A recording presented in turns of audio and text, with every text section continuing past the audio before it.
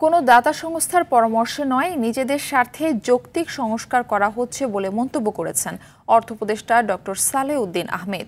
বিনিয়োগকারীদের আস্থা বাড়াতে মানসম্মত অডিট প্রতিবেদন দরকার বলেও জানান তিনি। বিগত ১৭ বছরে আর্থিক খাতের নানা অনিয়ম ও অর্থ পাচারে বিভিন্ন নিরীক্ষা প্রতিষ্ঠানেরও দায় রয়েছে। ১৮ লাখ রিটার্ন জমা দেওয়া হলেও ৭০% জিরো রিটার্ন সাবমিট করার বিষয়টিতে নিরীক্ষকদের অসচ্ছলতা রয়েছে বলেও মন্তব্য ডক্টর সালেহ উদ্দিনের।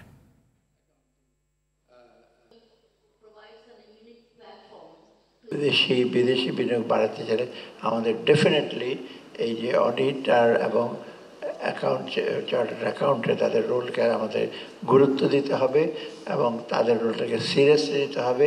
কতগুলো একটু বেসিক রিফর্ম করতে, লং টার্ম বা মিডিয়াম রিফর্ম করবো না, কিন্তু যেই কটা ধরেছি সেটা আমরা দেখি, আমি চেষ্টা করবো এটাকে ইমপ্লিমেন্ট করতে।